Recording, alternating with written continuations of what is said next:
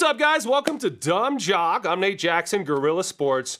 Today we have a guest on who I'm very familiar with. I played with him for 5 years here in Denver. Safety Nick Ferguson. He had an incredible NFL career. He works in the media. He's one of the most competitive dudes I've ever met, and he's coming in here to chat with me about life after and the transition into the world of being a dumb jock.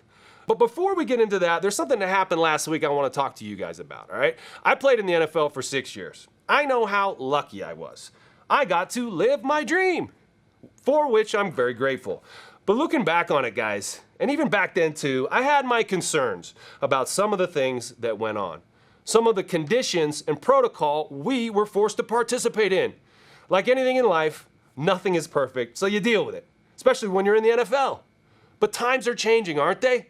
People's minds are changing, and maybe some of that protocol should change too. For example, I can't think of another business in America where the boss opens the door and ushers in a group of media members with video cameras and lets them shoot footage of their employees while they're changing clothes. Can you? Can you imagine Google letting CNBC come into their bathrooms and interview their coders about the latest algorithm while those coders are naked? Me neither. Is that because no one wants to see a naked tech worker? Maybe. There's a reason why they call it Microsoft, guys. Not a lot of RAM speed in the hard drive, if you know what I mean. I'm just kidding. I kid the coders. But the NFL is different, isn't it? Players are objectified for their bodies. We critique their physical form. No one thinks anything's weird about opening that door and bringing in those herds of reporters. Come on in, guys. You're just in time. They're all naked. Have at it. Well, maybe things are starting to change for the better. A week after tearing his ACL in a game in Tampa Bay, then finishing that game, leading the team in tackles, Broncos linebacker Alex Singleton held a press conference outside the locker room and said this. I mean, this seems like an unnecessary time waster to us, to me. Yeah, I mean, to you, I mean, I understand how it, it's just changing the way things have been. It's, from the perspective of, the union and the players, it's our private changing area, and some guys, whether it's uncomfortable just in general, religious reasons, stuff like that, guys just feel it's an outdated thing to have, the media in the locker room, and to be able to set up, better ways to be able to communicate with you guys. A locker room, is a safe space, and so to be able to, keep it just ours. There are the mob interviews like this one, and there are the one-on-ones where it's just talking.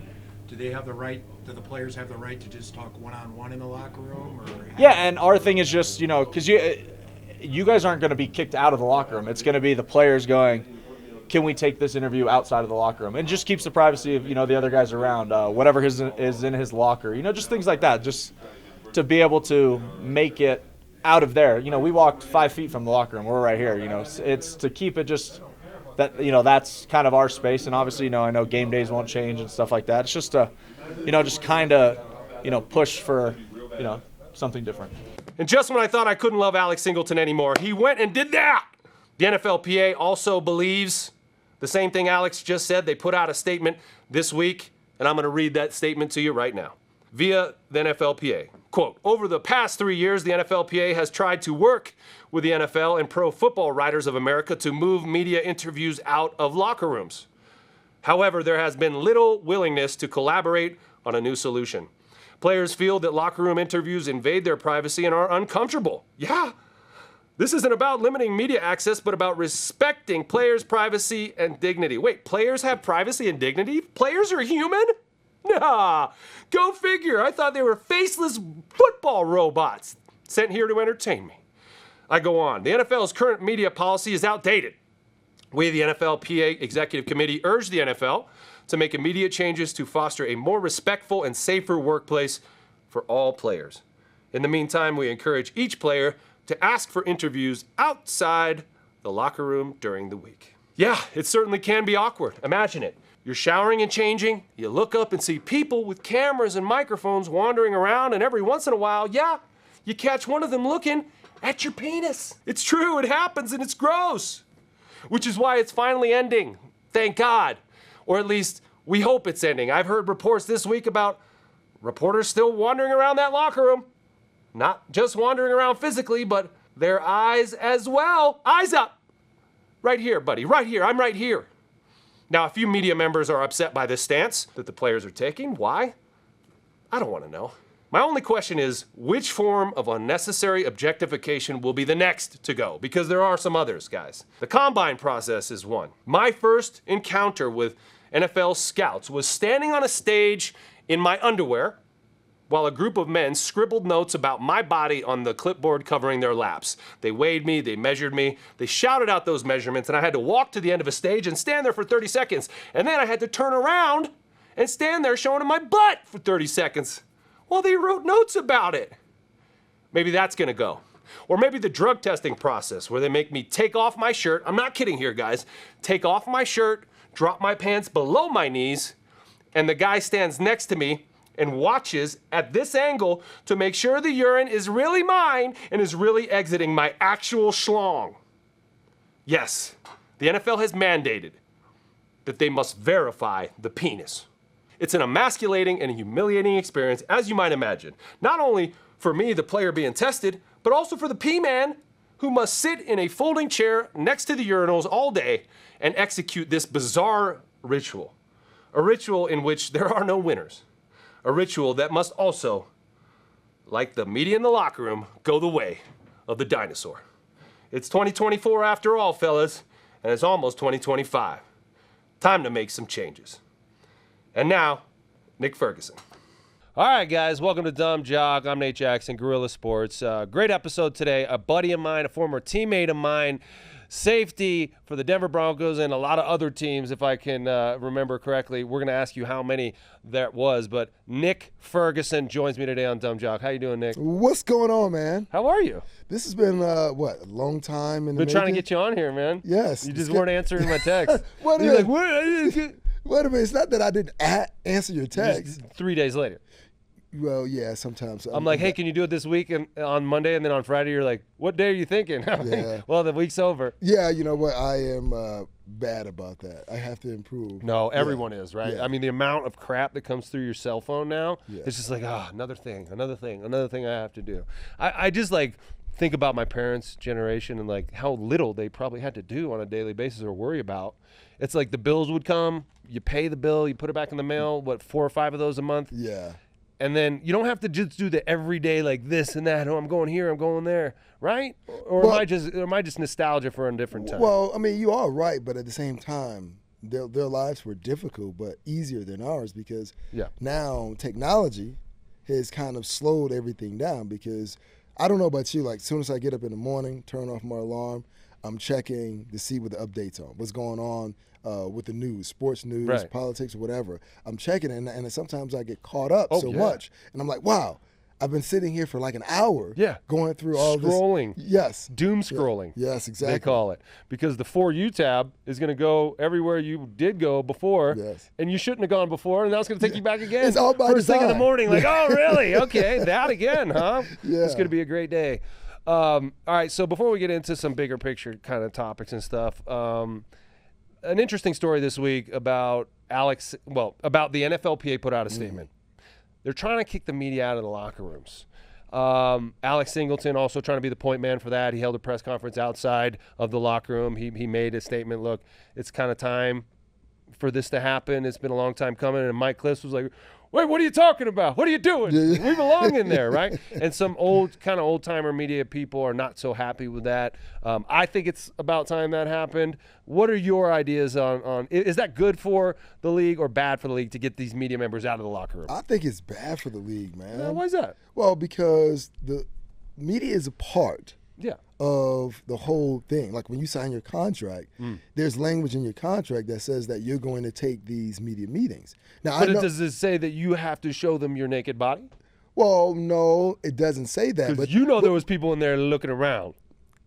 I don't know that for sure. I do. But, I but- remember. But there's speculation. But at the same time, they go hand in hand. You do well as a player, they're going to report on it. You do poorly as a player, they're going to report on it. So that is that relationship. Yeah. But coming into the locker room, this is one thing I loved about playing for Mike Shanahan. There was that one thing, like after the game, he's going to talk to us. Right. He's going to give us a couple of minutes. Yeah. Right, guys, change your clothes, go take a shot, whatever. Yeah. But players, you have to know, the media, they have a job to do, right? So when they come in, there are not a lot of individuals, male or female, who are looking around and that kind of suspicious way. Yeah. But at the same time, it's part of it. Yeah. And as a player, they're coming in.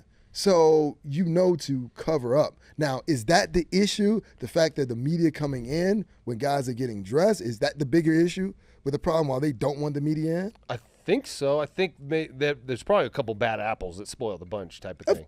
Always. There's a couple who are kind of lingering maybe a little too much, or standing so they could see inside the showers, or trying to talk I've never seen anyone. I have, dude. I have. You want to name names? No, I don't.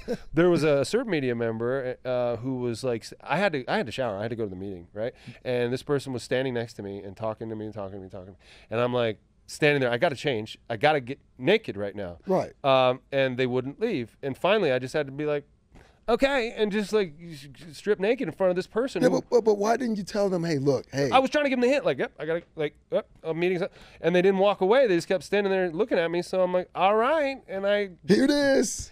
This is what you want to see. All right. And I think that having so there are a couple of other moments that I think are objectifying. Yeah.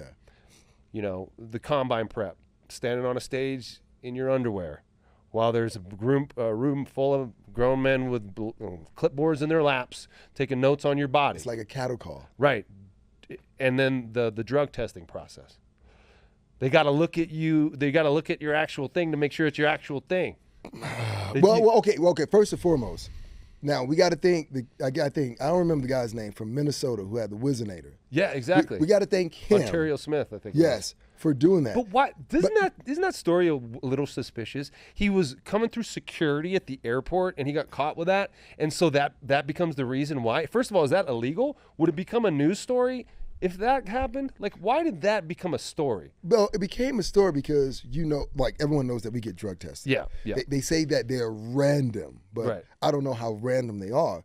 But if you are giving a sample and you are trying to dupe the person and not give a proper sample because you're dirty, then you use a Whizzinator. So now did you know anyone who had a Whizzinator? No. Right, exactly. Nobody did. But that's why him doing what he did exposed everyone where now we were untrustworthy as players. So now it's they like have the shoe bomber who went on the airplane and now everyone's got to take their shoes off. Exactly. Right. So now because of that, now you had to have someone standing right there when you're giving a specimen, because before you can walk into the stall, they're standing by the door. Right. And you give the specimen. Yeah. So he screwed it up for everyone trying to get over. But don't you think it's just a little excessive? Like maybe the league can just say, okay, we took that too far. That's not really happening. We're just going to go back to letting you guys go in the stall and pee in the cup. Well, I mean, yeah, that would be great for them to go back to doing that. But well, don't you think the NFLPA is sort of leaning towards like these moments where they're going to, take a stand on some of these things? Well, conditions? They could. Yeah. But the rules have changed since you and I played, where they allow you a certain amount of nanograms for marijuana. Right. But you still have to test players to make sure that they are in. I'm not saying don't test.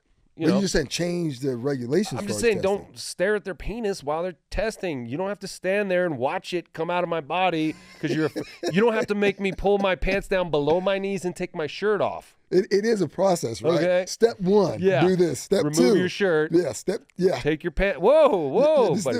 And the's a guy who's got to sit in the folding chair next to Wait, first of all, we talk about what we go through. What about that guy? Yeah, exactly. Yes. Feel bad for that dude. Yeah, I feel bad for that guy. He's got to sit in the bathroom all day. Yes. He's like drinking coffee. He's like wearing a flannel. He's got a mustache. Yes. He's like, yep. He's reading a newspaper. He's like, are you having problems? Oh, let me turn on the faucet for you. Yeah, exactly.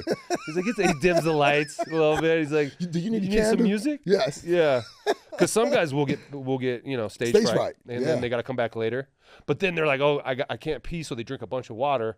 And then when they finally pee, it's too diluted. Yes. So it's a failed sample. Yeah. It's a fucked up system. That's what I'm saying. Well, I mean, change the system overall. But the other thing is tell players, hey, man, don't take anything that you shouldn't take. Right. That may have you test positive. How about that? But, to be clear, there's a difference in the testing procedure from the street drugs, recreational drugs, and then steroids. Right. Performance enhancing. The street drugs thing happens like in a certain window in the off season. Then as long as you pass that test, you don't get it again for another year. Well, that's not true. Yeah, it is. Well, it never happened for me. Well, they were testing you for performance-enhancing drugs because you were out there deboing people. Man, dude, I was on my honeymoon. They called me in Hawaii, and I was like, they got a P-man out there. Well, that's what they told me. Yeah. What island are you on? We've got a guy in Maui. Yeah, I said, what? I started looking around. And then right then you hear a knock at your door. He's like, yes, P-man. But they didn't do it then. They said, okay, well, when you touch down, as soon as you touch down, they gave me a small amount of time to get from the airport to test at the facility. Meanwhile, I got a speeding ticket trying to get there. Wow. Yeah. You know, on the time, and I was like, this is ridiculous. And it wasn't the first time. Like that particular year, they tested me 4 times. That's performance-enhancing drugs. Well, whatever it was, I was tested too many times. Yeah, no, I agree. I got tested one off season when I was at home at my parents' house, and they came to your house. They sent someone to my parents' house, and there was this dude standing in the bathroom that I grew up in, watching me pee, and then pouring the pee in the different things, like in the hallway, and then snapping his briefcase shut and walking out. I'm like, what the hell just happened? Just totally destroyed your home and your memory of going. Yeah, way to just shit on like the sanctity and the purity of this household. Yes. And my parents are like, what just happened? Yes, they try. Everyone is always trying to figure out, well, Yeah. why do they do that? They have someone in every home. I was like, it's almost like Every city, yeah. they're part of the government. Like, like our phones are tapped or something like that. And imagine that's your job. You're just kind of waiting for the call, you know? Yeah, just sitting there, sitting around. Yeah. What do you do for a living, sir? Oh, I collect pea specimens for the league. Yes. Oh, interesting. Tell me more. Let me smell your hands. No. All right, so we'll see. We'll see what happens with that because I heard some conflicting reports about whether that media is actually kicked out yet or not or still allowed to be. But clearly the NFLPA wants to change that. I want to add one more thing to that because if you want to kick the media out, then that means, so let's say after a game, you're trying to interview guys. Oh, they're saying the game is still going to be the same, but this practice is going to be different. What's the difference? Well, I mean, guys shower in both of those situations. Yeah, you're right. I mean, I think it's the game. It's just like that's the thing you're trying to market. That's the big thing. That's what you're putting on TV. But practice should be like a work day, and you shouldn't like have people just milling around your sacred space every day trying to tell me how you feel. You know what I mean? Like, yeah, I don't know. So we'll see how that goes. But I thought that was pretty interesting that the NFLPA is trying to do something about that. So, all right, I want to talk about you, Nick. I want to talk about Nick Ferguson. Ooh, you sure you want to? I want to dive in, man. That wormhole? I do. Wow. I do. I want to go all the way down. How many professional football teams did you play for? Professional football team. So it was the Bears, the Bengals, Buffalo, New York, Jets, Texans, and Broncos. Okay, but that's not all the pro football teams you played for. Well, okay, so we're going CFL too. We're going CFL. Oh, wow, okay. And we're going NFL Europe too. Winnipeg Blue Bombers and Saskatchewan Rough Riders, which the team was in Regina, which that always... Regina. That's how they pronounce it? That's what it is. That was Regina. No, it's Regina. Okay. Yes, which always leads to a laugh of some sort. Played in NFL Europe, which I played with the Ryan Fire. Yeah, I was on the Ryan Fire too. Okay, so you 2003. Okay, so yeah, you came after me. When were you there? I finished in 2001. Okay, Charlie Adams was there in 2002. Yes. And then I was there in 2003. Okay. But I think I'm counting 9 pro football teams. Yeah, it's a lot, man. Yeah, and you played 5 years here, right? 5 years with the Broncos. 5 years with the Broncos, kind of 03 to 07, is that it? Or no, that would be 03 to 08. Okay, that's 6 years. Yeah, the NFL years are kind of... Well, that's where I was here, 03 to 08 as well. I'm calling it, mine's 6. Well, if you want... It was 6. We'll 03, 4, 5, 6, 7, 8. Yes.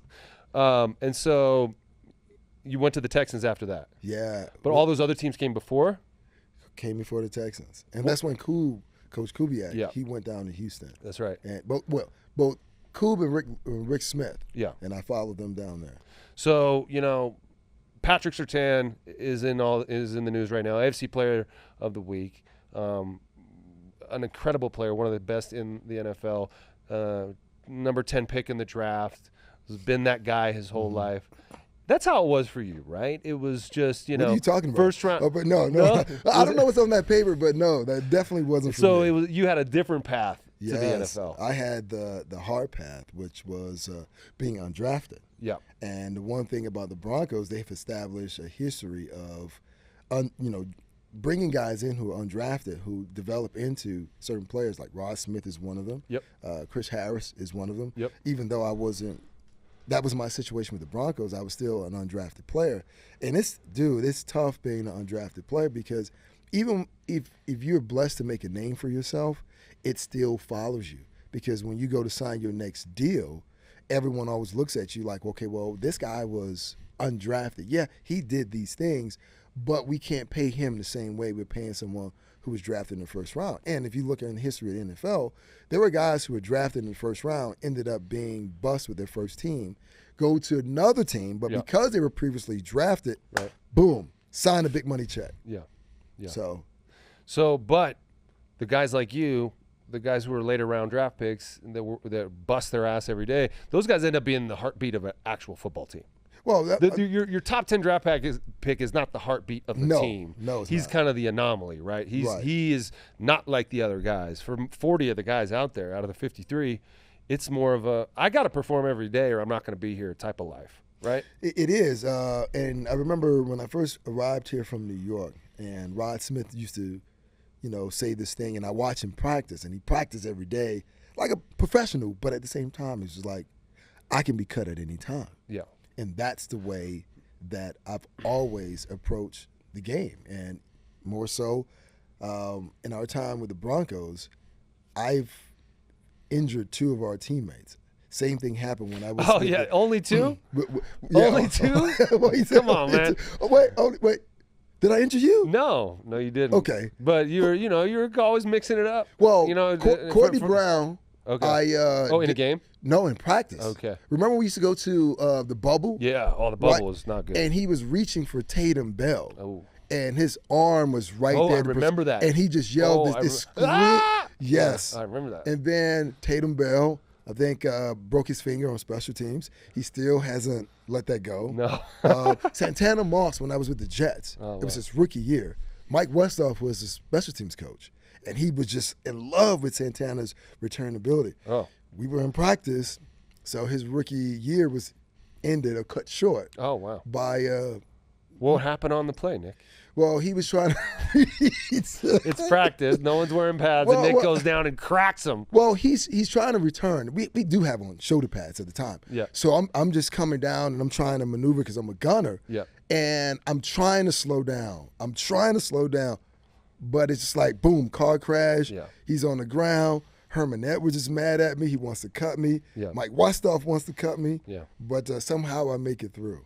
Well, I mean, because it was that relentless kind of energy and something to prove that made you always go 100% and understand that, like Rod said, you could be cut at any time, right? Any time. I mean, Rod also was an inspiration and a kind of a mentor for me. We got there the same year. I was a rookie. I was right next to Rod. And by the way, Rod, I'm trying to get him on the show. He keeps ducking me. He said he would do it. Rod, come on, just answer my text, man. Come on, let's talk. But Rod knew that as well. He was undrafted, and he started on the practice squad, and he knew how precious every day was, right? And how you only had so many minutes and so many hours in each day, and you had to maximize them. And you couldn't give an inch at all. And he took that kind of attitude his entire career, which was, 11, 12-year career, maybe more, and was an inspiration to all of us. And I think that, does the Broncos have that guy now who shows them the way? Because when we got here, Mike Shanahan didn't have to say much to us. No, he didn't. Because there were veterans in the locker room who led by example. And to me, those are what the good teams have, is the young guys can watch the old guys, and the old guys show them how it's done. So the coaches don't have to tell you every fucking thing that they want you to do. Like right now, Sean Payton has to hold everyone's hand through everything he's doing. And it's going to take a little bit of time before some of these guys become veterans who understand Sean Payton's message and can just do it without Sean saying it, right? Well, the thing is I understand Sean Payton's method. He is a guy that has coached under Bill Parcells, a guy who I played for. But it comes. You played for Parcells. Yes, with the Jets. So it comes to a point where you have to allow the locker room to lead. Yeah. You may want to lead, but you got to allow the locker room to lead, because if you keep doing that like a helicopter parent, they're never going to grow. Right. And when to answer your question, well, who do they have right now on that team? They have very limited guys. I think maybe Garrett Bowles can possibly be one of those guys. Quinn Miners could be that guy. Not to say that Quinn is very vocal, but he leads by example. Like Champ. Yeah, Champ used to do it. And, PS2 is Champ reincarnated for me. Yeah. Because he's not a vocal guy. Right. We both have been around Champ. Champ is really quiet. Yep. But he leads by example. So that's what PS2 is doing. But another guy who's also leading by example, who was a drafted player, but he practices and he plays like he's an undrafted guy, and that's Riley Moss. Yeah. So watching that guy practice and play, it has to be infectious with other guys. And Jaquan McMillan, another guy. And all these guys I'm giving you, I mean, think about it. They're on the defense side of the ball. Yeah. And this is why the defense is playing the way they've been playing all season long. Yeah. On the internet, they're calling Riley Moss Billy Ho from White Men Can't Jump. Woody Harrelson. I saw that. And then Wesley I saw Snipes. that. I saw that. That's pretty funny. Yeah. He's balling. Yeah, I gotta love a corner with confidence who has ball skills, right? And those are rare because DBs are just receivers who can't catch, right? Well, that's what has been promoted, that we can't catch, and there's some truth to that too as well. But here's the other thing with Riley is that coming out of Iowa, no one really looked at him in that way, because when you think about the demographic of guys who played that position and played at a high level, they don't look like Riley. Do you think there's more white dudes out there who could do the job but aren't given the opportunity because they're white? Yeah. Isn't that messed up? Yeah, it is. I mean, just the same as the black quarterback traditionally. Yes. There's the white corner. It is. There's another word I could use, but I'm going to use this word instead. There's a bias. Okay. Some coaches have a certain bias. My thing is, if a guy can play, he can play. Yeah. Who cares? I don't care about his race. I don't care about his speed. I don't care about his height. Can he play? And what Riley is doing is debunking every little myth or detail about a guy who is not African American. Yep. Right? So I know when you think about the position, there are only two guys like Riley that I know.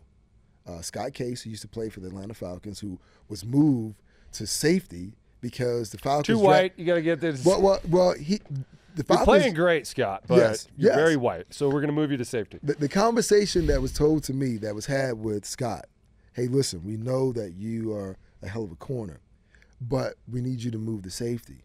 And Scott kind of refused. And it was like, look, we're drafting this guy out of Florida State by the name of Deion Sanders. Oh, okay. And we're going to put him at corner. All right. So this is your choice. But here's the thing. Scott refused to do it. Eventually did it. It was the first time he made the Pro Bowl. Oh, wow. Yes. And the other guy is Jason Sehorn.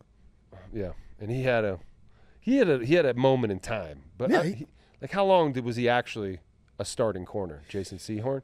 Ooh, well, I think maybe 4 or 5 years. No. I Longer? think his career lasted a lot. I think Sehorn probably played 10 years in the league. Okay. So I would say for the first 7 years of his career, he was that dude. Yeah. I remember being in high school and just going like, this dude at USC, he's a baller. Yeah. At first, I thought he was a light-skinned brother. Of course, because he's balling. That could be the only answer, right? Right. And then I saw him, I was like, wow. Oh, wow. And You're white. That changed my mind. It was just like, the guy has skills. Like he had feet was good, long arms. So yeah. And Riley being opposite of PS2, similar to being opposite of Champ Bailey, you're going to get some action. A lot of action. Because they're not going to PS2, they're going to the other side, and that's Riley. So he's going to get a lot of chances, right? Yeah, so he has a chance to lead this team in interceptions. I know PS2's got 2, Riley's got 1. But when all's said and done this season, I imagine Riley's going to get more chances. Yes.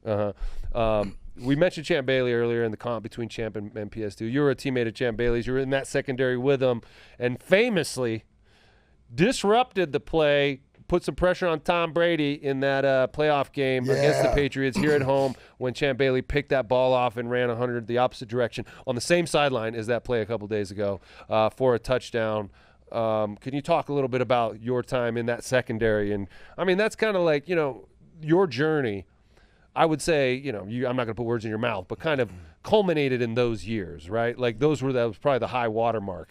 And then it kind of, for all of us, things changed a little bit. And then in the next couple of years when, Jake Plummer was replaced, Jay, and then the team changed, and Darren Williams died, and then we all kind of disappeared, right? Like everyone from those teams sort of went different ways, and a lot of people's careers ended, mine included. So talk a little bit about that time in that secondary. Man, that room was fascinating because I don't know if you've done this in your career, but I would sit there on a daily basis and just kind of look around and just in awe, like, wow, here it is, this inner city kid that had dreams of playing pro football, and I'm in the room with potential Hall of Famers, and I'm able to hold my own, and it's two Hall of Famers. Two Hall of Famers. John Lynch and Champ. Yeah, and it was wild, and our room was really funny because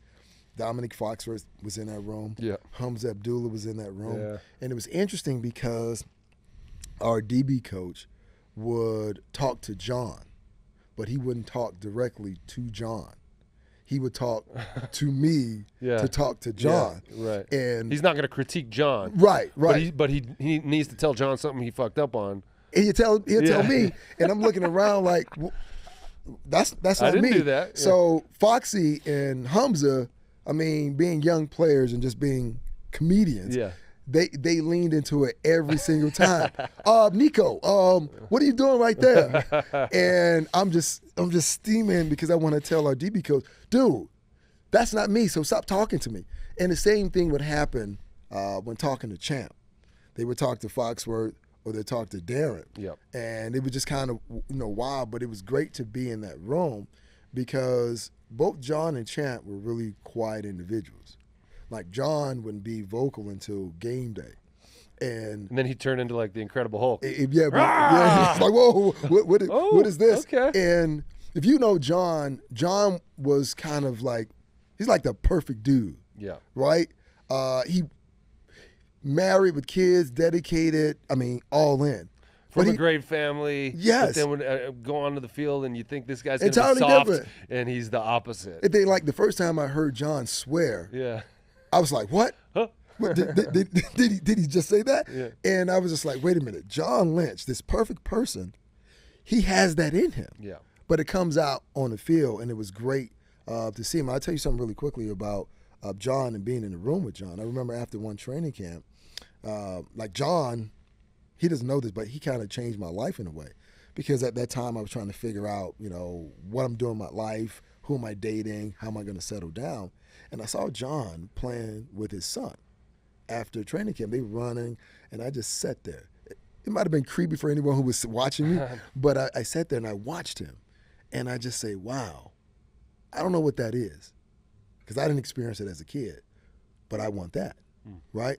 So John was a person that I tried to model certain things like outside of football, just like John. Champ was just quiet. Yeah. And if the way he practiced was exactly the way that he played. Never tired, always in the right position. Always. So for me, it was just like if I'm going to be around these guys, I can't be the weak link on game day. Yeah.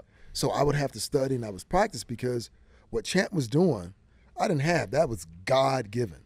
So I had to work a little harder, but that room it was great being in that room. Yeah, one game away from the Super Bowl there. One game. And, Jake Plummer takes a lot of heat on that game, but we all just weren't ready to play for whatever reason. I was inactive that game, and a lot of that season, it was my first year as a tight end. I just wasn't good at playing tight end yet, and so I was one of those 8 guys every week that was down. And so, it's hard watching your buddies who you practice with all week go out and play. But I always had a kind of a finger on the pulse. I'd feel it in the locker room how things were going to go. I'm glad you said that. So I want you to tell me, what did you feel? I felt like we were about to lose this game. It felt to me something was a little off in the locker room. And a lot of that was because 20 people, everybody had 20 people come to town because we weren't supposed to have that home game. We were going to be going to Indy. Indy, yeah. Right? But Pittsburgh beat Indy. Yes. So it was like all of a sudden, oh my gosh, we're hosting the AFC Championship game. So I wasn't even playing and I had 15 people in town. Like I had 6 dudes staying in my apartment. You know what I mean? Like, so everyone had people. It was exhausting, the ticket requests and everybody at your house. And I felt like just everyone was kind of worn out by the time this game happened. But you played in it. I mean, what was your experience in it? I have to take you back for just a second because I lived in California. And Hamza Abdullah was writing a book. And he wanted to talk about his book. The very first question he asked me, he said, Nico, you know what? I knew we were going to lose that game we played Pittsburgh. And I said, well, how did you know that? And he said, I felt this bad aura. Yeah. And I told him, I said, you know what? I've never talked to anyone about this, but I felt it too. Yep. And it was the first time playing for the Denver Broncos that I ever went into a game or even came out of halftime thinking that we were going to lose. Wow. Because when we came in the locker room, it was quiet. And I had never seen the locker room that way. It was like we were in a heavyweight fight. We were punched in the face, and we didn't know how to respond.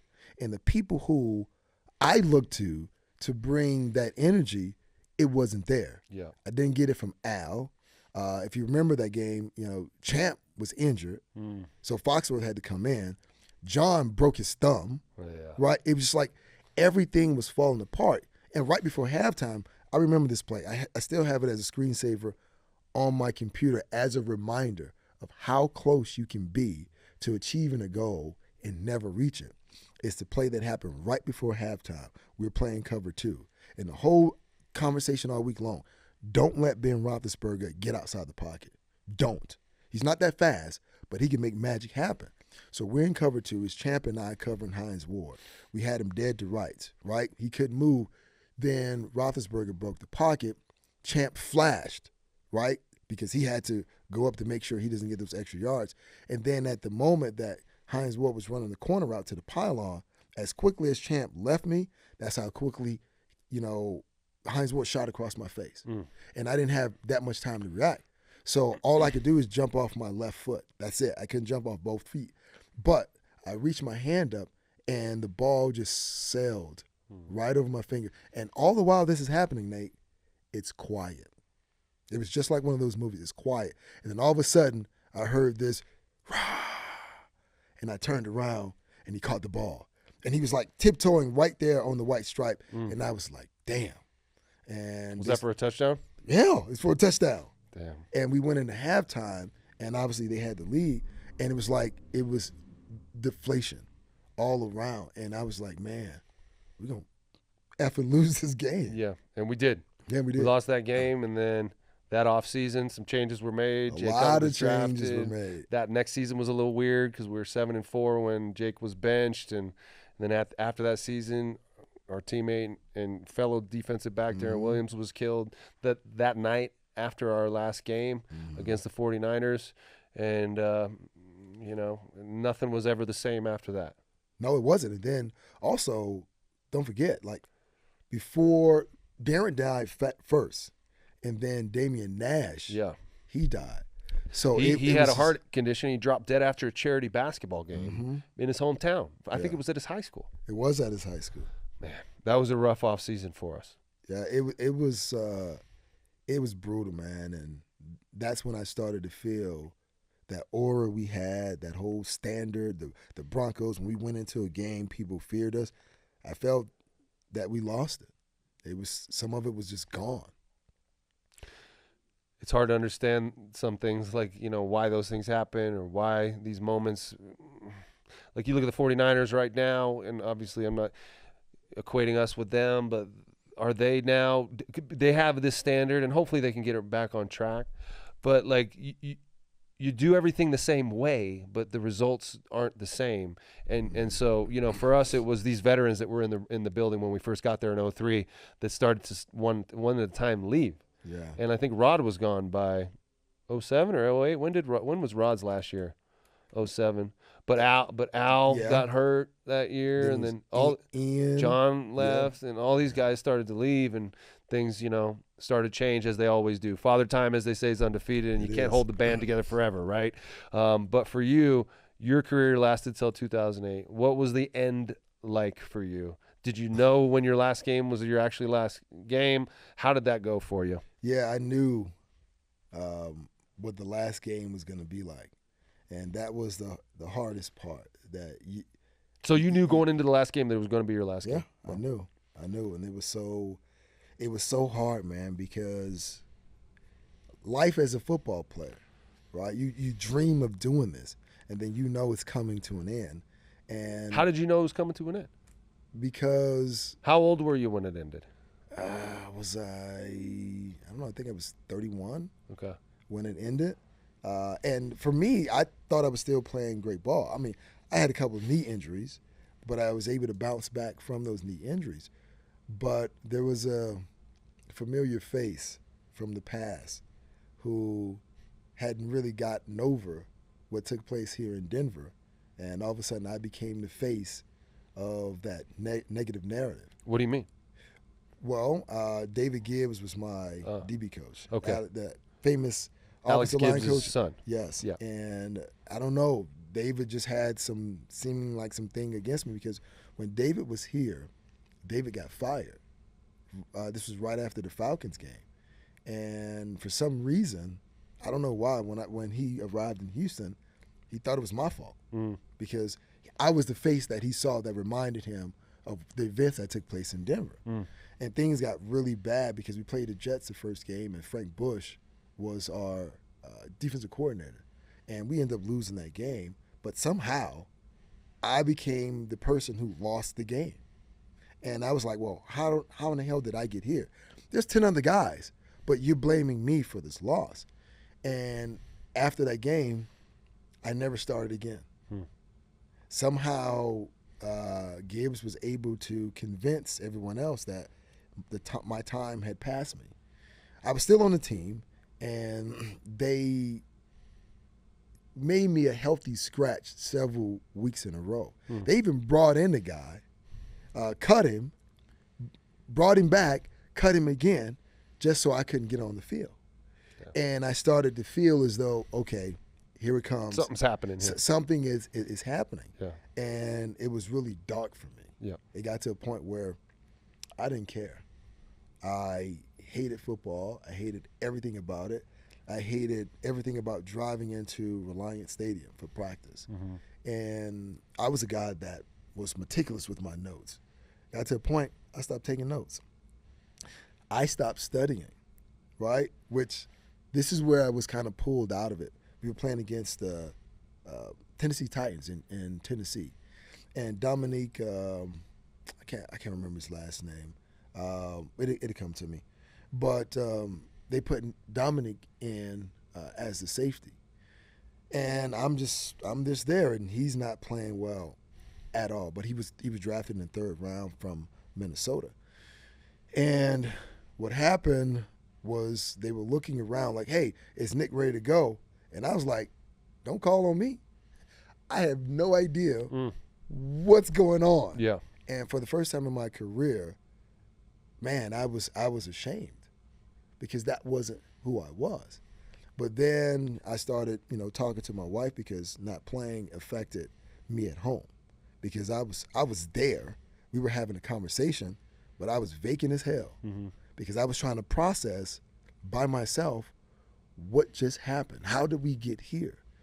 Dominic Barber was the guy. His brother played running back for the Dallas Cowboys. But it was tough, and I did things, Nate, that I don't think any player has done to this day. And what I mean by that was, we were doing this drill where you had to scoop and score and pick up fumbles. And David Gibbs kicked my ball, so I couldn't pick it up. So the next time that happened, and he did that, I didn't go after the ball. I ran straight into him full speed with pads on, and I tackled him. Stop. No, I did.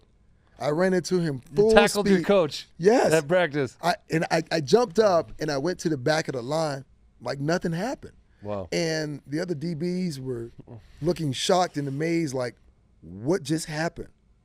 And what did he do? He got mad. Yeah. He got mad. Yeah. But I said, I don't care. Yeah.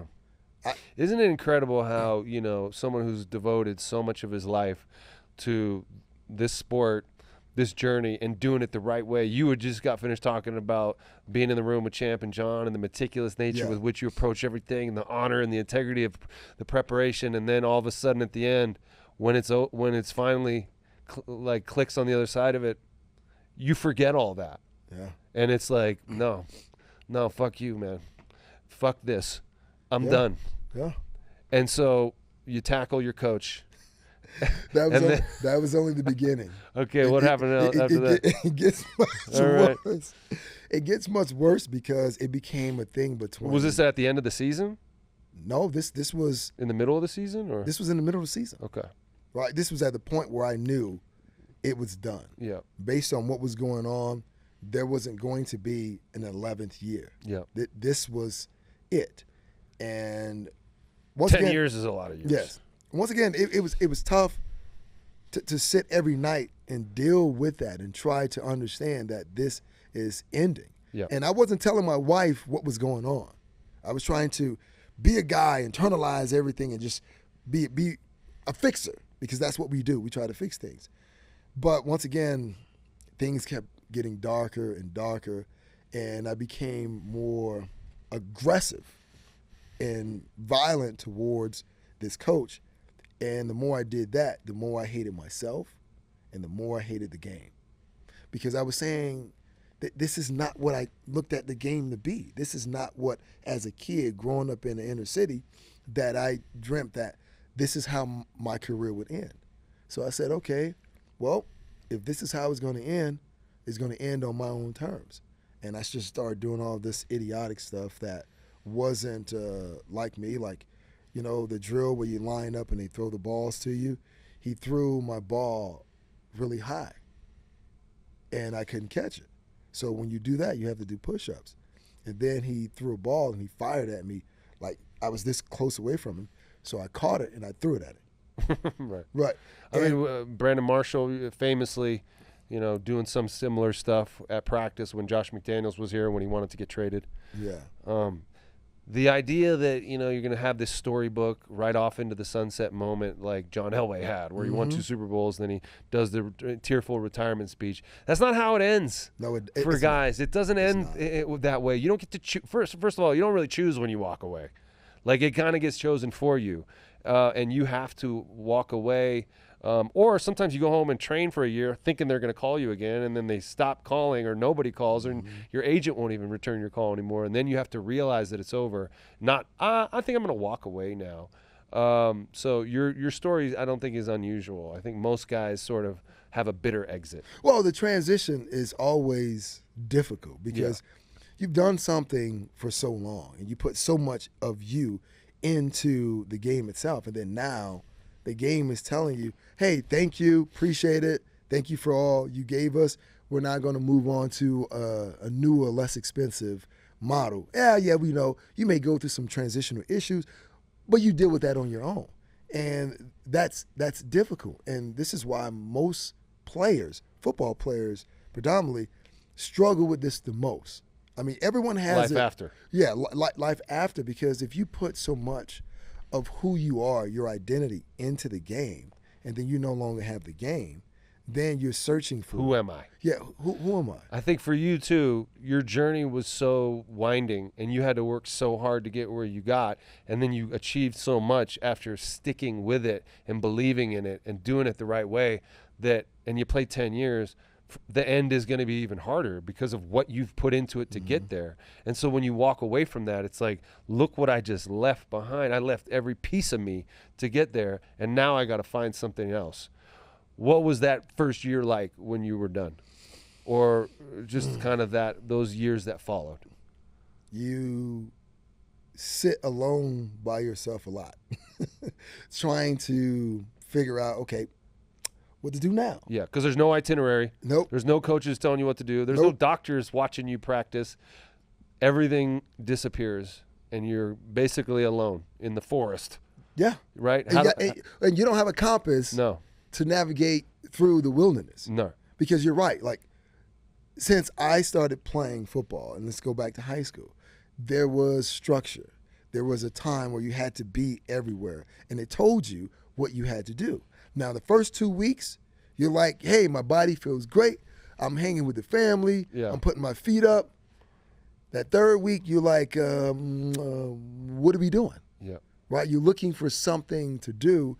And the thing was, you don't want to be a nuisance to your wife because now you're home more than you've ever been before. Yeah, she's like, get out of here and go do something. Go do something. I'm sick of seeing your face. Yes. Go take out the trash and stay out there for a couple of hours. Right. It's that type of thing. And you're trying to figure out, well, what do I do next?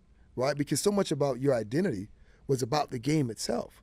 But sometimes we forget that, we are people. And the skills that we leaned on to help us survive in the game, they're still there. But we have to find a way to apply them to something else. And that's the hard part. Yeah. What's the something else? Right. And luckily for me, I had a loving wife who adored me and who wanted me to be home. But what happens to those guys who it's not that way? Yeah. That their wives or girlfriend, once the lights are turned off, now they exit stage left. And then now you have a wife and you have kids with someone and you don't see your kids. That's where the downward spiral happens for a lot of guys. And being men for one, but also being players, we're not telling anyone that. We're not telling. Those mornings I sat early, like 6 in the morning, sitting at the table, staring at the laptop. I couldn't tell my wife I was doing that, but that was me trying to process where I am now, not getting the phone calls. Some of the people who would return your phone calls are now not returning your phone calls. So you feel alone. And then it's you that have to dig yourself out of that. And that's the thing, man. You got to pull yourself up by your bootstraps and figure out, well, what is it that I want to dedicate my life to? Is it going to pay me like football paid me? Nope. No. Is it going to be as fulfilling as it was being on the field and having 90,000 people scream for you? No, it's not. Now, you, this larger-than-life person that you developed to, now your life has been diminished. Yeah. Can you work with your life being in a box now? And that's the difficult part about it. And there's, football is so all-encompassing when you're playing it that it's hard to think about the future. It's hard to think about what you're going to do. And, when it ends, the skills that you had on the football field, you can't really use them out in the real world. I mean, you can talk about them, but you can't use them or you go to jail. Yeah. Right? And so, you were a guy who was always involved in the locker room discussions.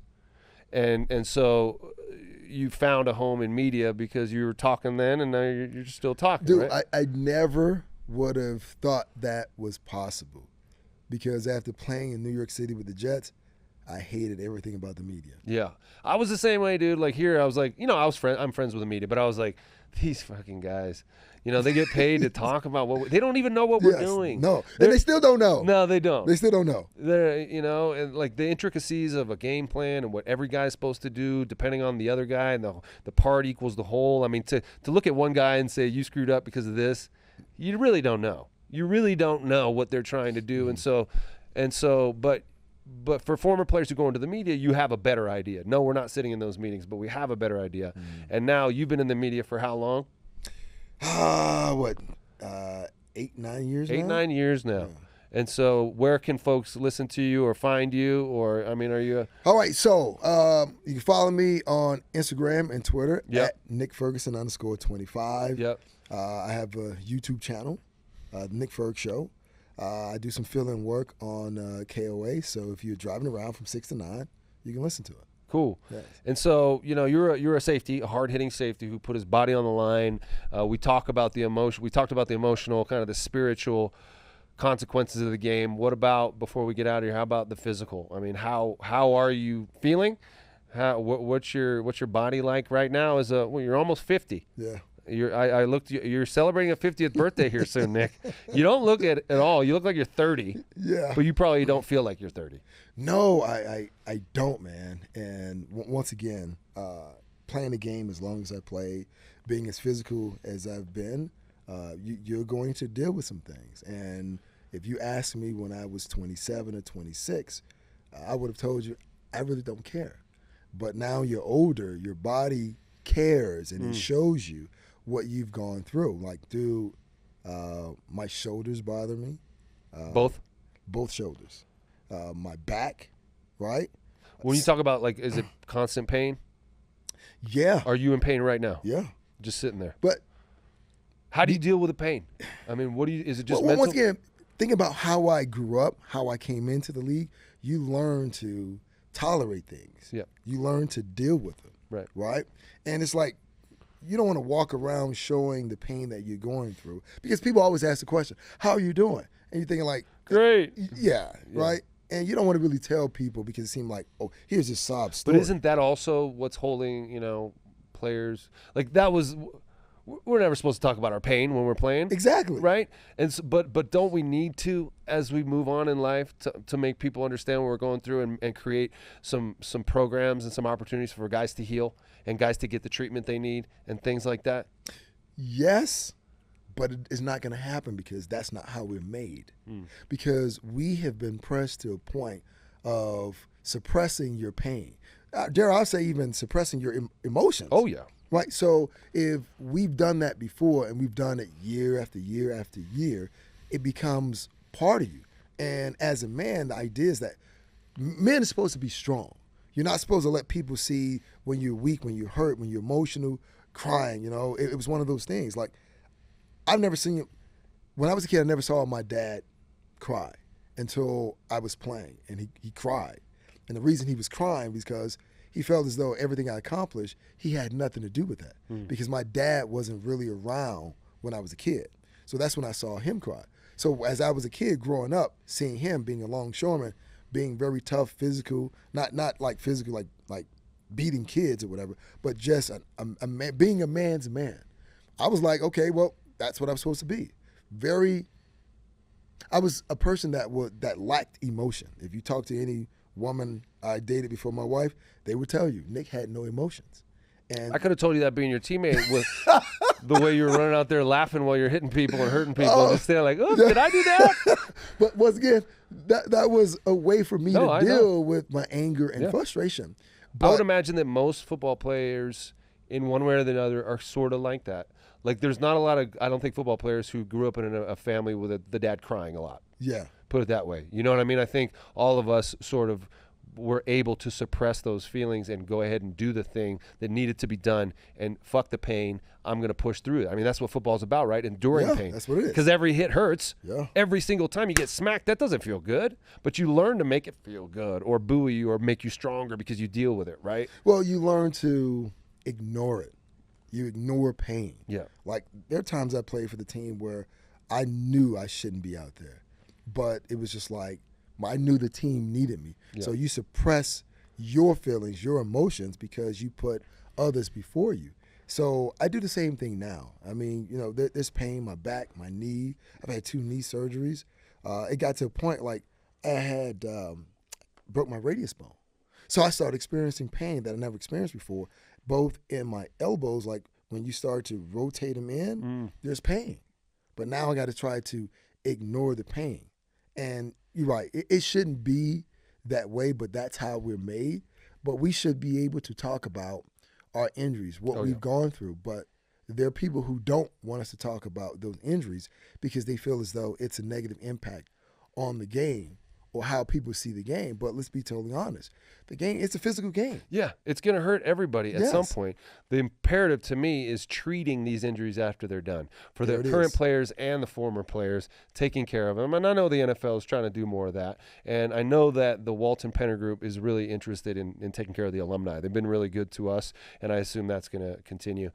Nick, I'm glad we got to do this, man. Yeah. It's been a long time coming. I'll tell you that you were one of my favorite teammates I ever had, one of the most competitive dudes I ever got to be on a team with.